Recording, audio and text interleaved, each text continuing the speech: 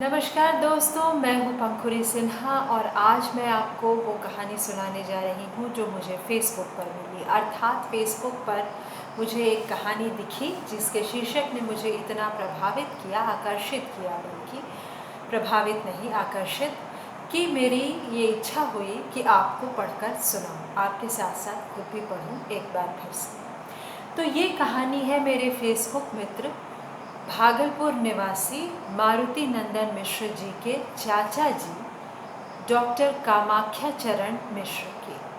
खगड़िया में रहते हैं। खगड़िया अभी बहुत ज़्यादा खबरों में इसलिए है कि वहाँ के बहुत चर्चित गज़लकार श्री कैलाश शाह किंकर जी कोरोना की लड़ाई लड़ते हुए शहीद हो गए, हम सबको सकते में छोड़कर। बहरहाल इसका ये मुझे बाद में पता चला कि वो खगड़िया निवासी हैं कामाख्या जी। मैं सीधा अब कहानी सुनाती हूँ। कहानी का शीर्षक है, जिस वजह से मैंने इसको पढ़ना चुना, नेटवर्किंग विवाह का दर्द। ये हमारे समय की एक अद्भुत चीज़ है, एक नायाब चीज़ है जिससे हम अभी परिचित हो रहे हैं एक प्रकार से। तो सुनिए दोस्तों, और कहानी के फ्रेम में हो सकता है कि मैं थोड़ा ज़्यादा करीब आपको दिखाई दूँ। वो उसका कारण ये है कि जिस टेक्स्ट से मैं ये पढ़ रही हूँ वो थोड़ा महीन अक्षरों का है, तो अपने कंप्यूटर के ज़रा ज़्यादा करीब हूँ और शायद फ़ोन के भी। रात के लगभग 10:30 बज रहे हैं और कोरोना की रात है। आज तारीख है 21 जुलाई। नेटवर्किंग विवाह का दर्द। नवविवाहिता निशा बाथरूम में ज़ोर ज़ोर से चीख रही थी। उसकी करुण पुकार किसी के कानों तक नहीं पहुंची। देर तक चीखती चिल्लाती रही, सारी रात दरवाज़ा पीटती रही। कोई सुनता भी कैसे? वह दूसरे तल्ले पर बेडरूम से सटे अटैच बाथरूम में बंद थी। बेडरूम भी बाहर से लॉक था। ड्राइंग रूम से होकर उसके बेडरूम में जाया जा सकता था, पर वह भी बंद था। कमरे में अंधेरा था, शायद ऊपर के फ्लोर की बत्ती काट दी गई थी। ऐसे में निशा के चीखने चिल्लाने की आवाज़ वहीं गोल गोल घूमकर कैद हो जाती थी। बाहर भयंकर ठंड पड़ रही थी। सब कुछ धुंध कुहासे में छिप गया था। बाथरूम में फर्श पर पड़ी निशा अपने भाग्य पर रो रही थी। उसका चेहरा रक्त से सना था। सुबह का हल्का फुल्का प्रकाश वेंटिलेटर के शीशे से छनकर भीतर आ रहा था। साहस बटोरकर वह किसी तरह दीवार के सहारे खड़ी हुई। वहाँ से बाहर निकलने की तरकीब सोचने लगी। अचानक उसकी दृष्टि टॉयलेट क्लीनर ब्रश पर पड़ी। उसमें प्लास्टिक का डंडा लगा था। वह उसी से वेंटिलेटर में लगे शीशे पर प्रहार करने लगी। अंततः शीशा टूट गया। इधर उधर नज़र दौड़ाने लगी। सिगरेट की पैकेट और लाइटर दिखाई पड़े। उसी से उसने दुपट्टे को जलाया। उसी आग में तौलिया और 2-3 सूखे कपड़ों को भी झोंक दिया। धीरे धीरे धुआं बाथरूम में भर गया। वेंटिलेटर से निकलने वाले धुएं को देखकर मोहल्ले में अफरा तफरी मच गई। सड़क पर आने जाने वाले लोगों ने वॉचमैन से कमरे में आग लगने की बात बताई। वॉचमैन एकदम से घबरा गया। वॉचमैन और सुरक्षाकर्मी दौड़कर दूसरे तल्ले पर गए। तब तक कुछ तमाशबीन भी इकट्ठे हो गए। घर में किसी के होने की खबर वॉचमैन को नहीं थी। निशा का पति दिनेश वॉचमैन को बोल कर गया था कि वह पत्नी के साथ बाहर जा रहा है। अब अगले महीने ही लौटेगा, इसलिए नौकर चाकर गार्ड आदि निश्चिंत हो सो रहे थे। खैर, वॉचमैन ने कुछ लोगों की मदद से ड्राइंग रूम, बेडरूम और बाथरूम का ताला तोड़ा। देखा तो सब अवाक रह गए। नई दुल्हन के कपड़ों में निशा सजी धजी बाथरूम के फर्श पर बेहोश पड़ी हुई थी। उसके बाल खून से सने थे, चेहरे पर खून के धब्बे थे जो सूख गए थे।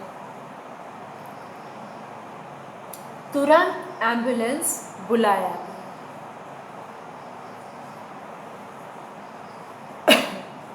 बेहोशी की हालत में उसे अस्पताल ले जाया गया।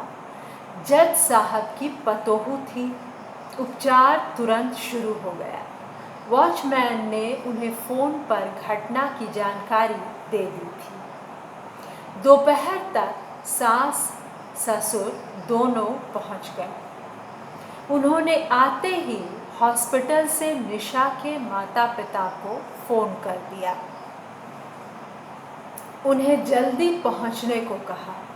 डॉक्टरों ने बताया कि पेशेंट के सर में गहरी चोट लगी है। खून काफ़ी बह गया है, ब्लड की ज़रूरत पड़ सकती है। निशा के माता पिता भी शाम होते होते अस्पताल पहुंच गए। उन लोगों को इतनी बड़ी घटना का कुछ भी अंदाज़ा नहीं था। विवाह के तुरंत बाद इतनी बड़ी घटना की किसी ने कल्पना भी नहीं की थी। माता पिता, सास ससुर सभी निशा के होश में आने की प्रतीक्षा करने लगे। अर्ध चेतना की स्थिति में कभी कभी वह बड़बड़ाती थी तो कभी चीखती चिल्लाती। बड़ी ही दयनीय दशा थी उसकी। हाथ पांव ठंडे, गर्दन तुड़की हुई थी। जब वह अस्पताल लाई गई, दिन भर खून और पानी चढ़ाया गया, कई कई इंजेक्शन दिए गए, तब जाकर उसकी हालत कुछ सुधरी। धीरे धीरे निशा को होश आने लग गया। वह स्वयं को हॉस्पिटल में पाकर हैरान थी। बीती बातें व घटनाएं उसके इर्द गिर्द चक्कर काटने लगीं। विवाह के बाद उसने क्या क्या पाया और क्या खोया, यह सिर्फ वही जानती है। उसे याद आया कि पिता ने उसके लिए डॉक्टर लड़का ढूंढा था। उससे 1 वर्ष सीनियर था, इंटर्नशिप कर रहा था। वह भी निशा को बहुत चाहता था, पर उसने साफ शब्दों में मना ही कर दी। उसके पिता के मित्रों ने भी कई होनहार लड़कों का पता ठिकाना दिया था, पर उसने नाक पर मक्खी न बैठने दी। उसका भाई सोम विदेश में नौकरी करता था, इंजीनियर था। उसने भी बहुत प्रयास किया था कि वह उसकी पसंद के लड़के से शादी करे, लेकिन निशा के सर पर मनपसंद लड़के के विवाह का भूत सवार था। जो भी हो, निशा ने सगे संबंधियों के पसंद के सभी लड़कों को नकार दिया और अपनी पसंद के लड़के से विवाह करने का मन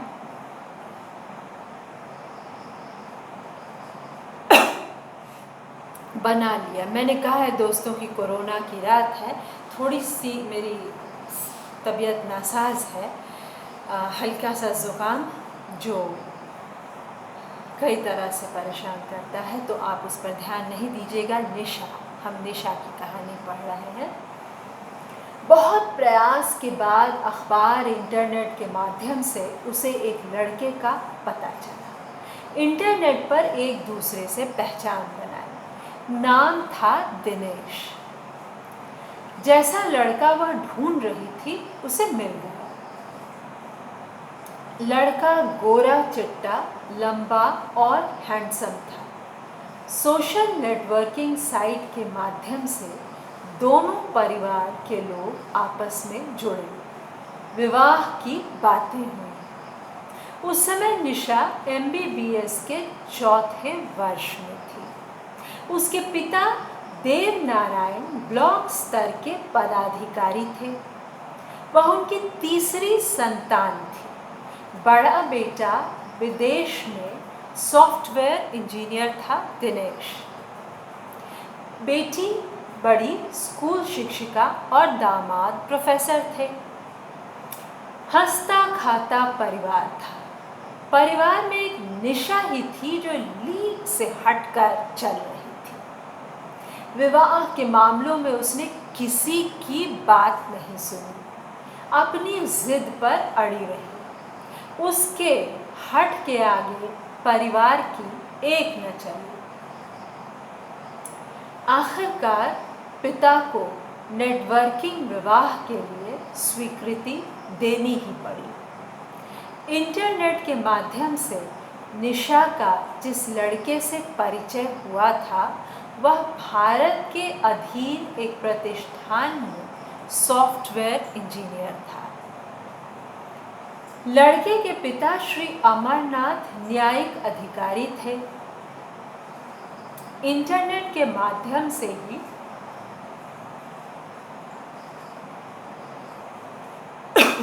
दोनों परिवारों ने एक छोटी सी पार्टी रखकर विवाह की बात पक्की कर ली। वहीं लड़के लड़की ने एक दूसरे को देखा और पसंद किया, एक दूसरे को अंगूठी पहनाई।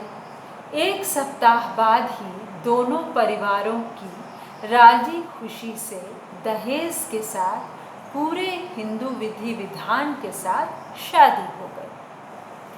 अस्पताल में पड़े पड़े निशा यही सब याद कर रही थी। उसके चारों ओर एक धुंध सा छा रहा था। मनपसंद के लड़के ने विवाह की मस्ती झाड़ दी थी।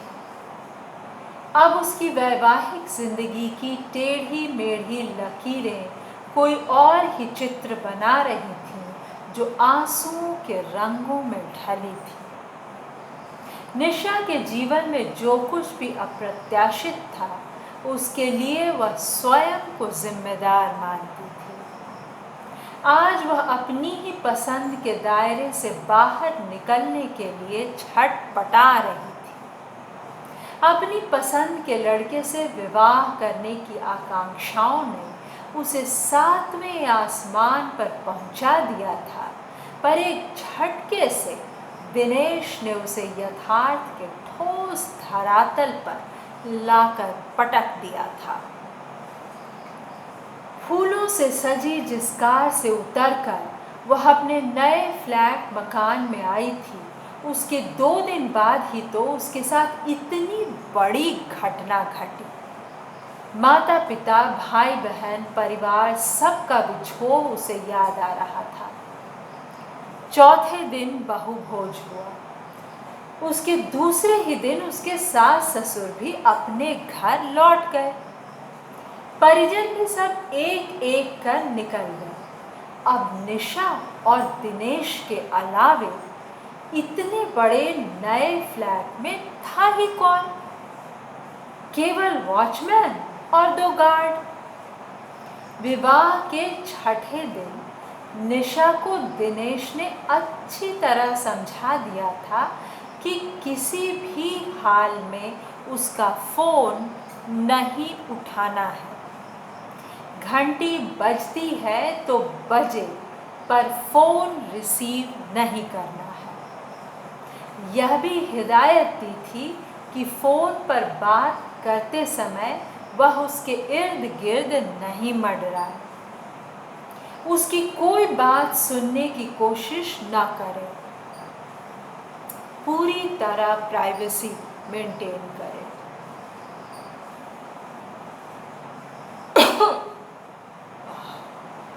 मनपसंद पति की बातें इतनी तीखी और इतनी चुभन भरी हो सकती हैं, इसकी उसने कल्पना भी नहीं की थी। दिनेश की बातें सुनकर देर तक वह बुत बनी रही, कुछ नहीं बोली।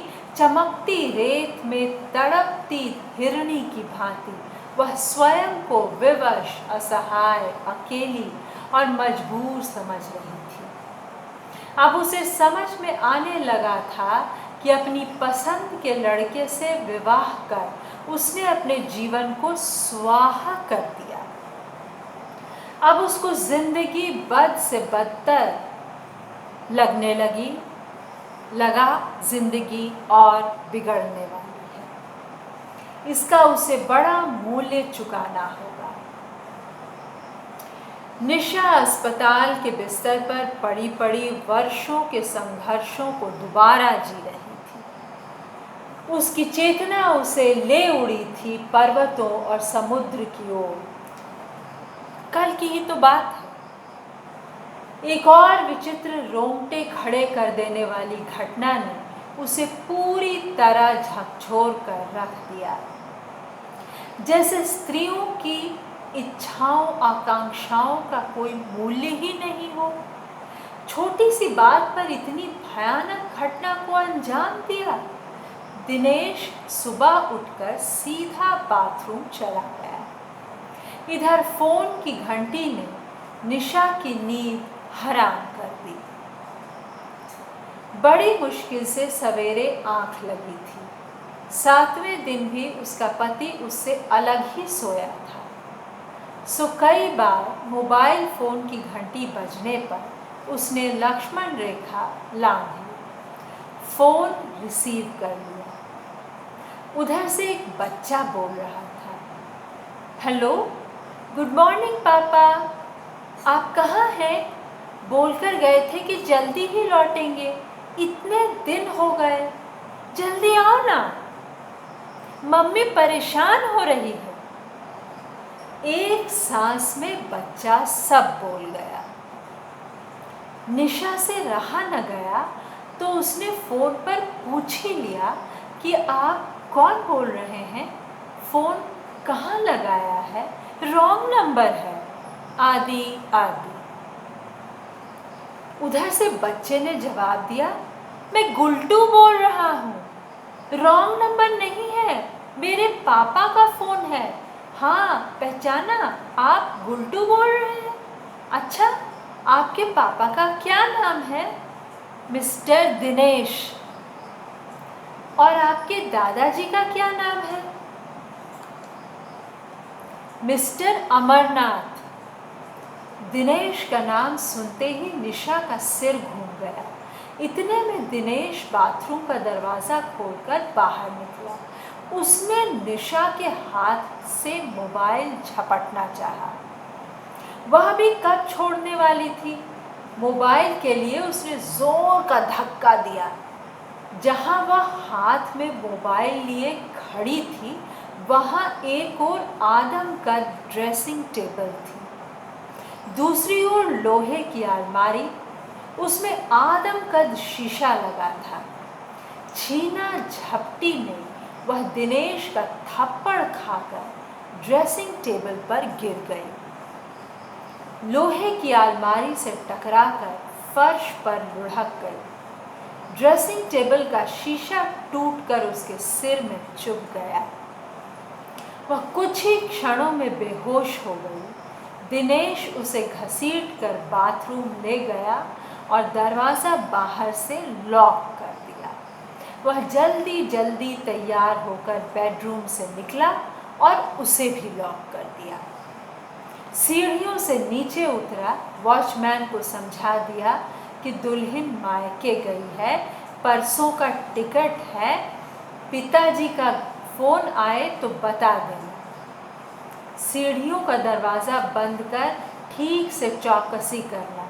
2 दिनों के लिए घर जाना चाहो तो जा सकते हो। इतना कहकर वह सुबह की फ्लाइट से मुंबई के लिए निकल पड़ा। अस्पताल में घंटों बाद जब निशा होश में आई, तब ज़ोर ज़ोर से चीखने लगी। उसकी आवाज़ सुनकर नर्स ने उसकी माँ को बेटी के पास भेज दिया। एक एक कर सब निशा से मिलने आए। उसने रूधे गले से रो रो कर सबके सामने दिनेश का सच उगल दिया। देव नारायण और निशा के सास ससुर कमरे के बाहर आ गए। दिनेश के पिता अमरनाथ ने उसके अपराधों के लिए क्षमा मांगी। वह अपने बेटे के कुकृत्य पर बहुत दुखी थे। तब तक निशा भी मां के साथ बाहर आ गई। उन्होंने सबके सामने एक बार फिर अपने बेटे के अपराध के लिए क्षमा याचना की। यह भी कहा कि वे चाहें तो दिनेश के खिलाफ मुकदमा कर सकते हैं, लड़के को सजा दिलवा सकते हैं। पर देव नारायण सीधे साधे व्यक्ति थे। मामला मुकदमा के चक्कर में पड़कर बेटी का बचा खुचा जीवन बर्बाद हो सकता था। देव नारायण ऐसा नहीं करना चाहते थे। उन्होंने वहां से बेटी को लेकर निकल जाने में अपनी भलाई समझी। थोड़ी देर की चुप्पी के बाद न्यायिक अधिकारी श्री अमरनाथ ने विवाह में हुए खर्च और सारा लेन देन वापस करने और अपना नया फ्लैट निशा के नाम करने का निर्णय सुनाया। पर उसकी मां को आज सबसे अधिक खुशी बेटी को जीवित देखकर ही हो रही थी। वह जज साहब से लड़कर और परेशान होना नहीं चाहती थी।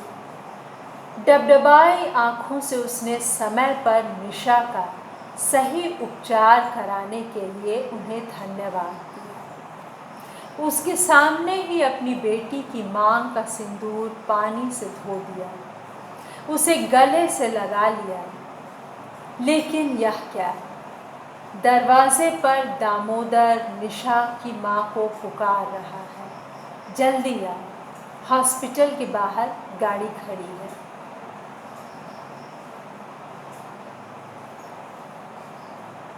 निशा की आंखें छलछला आई। वह नेटवर्किंग विवाह का दारुण दर्द लिए मां के साथ घर लौट आई।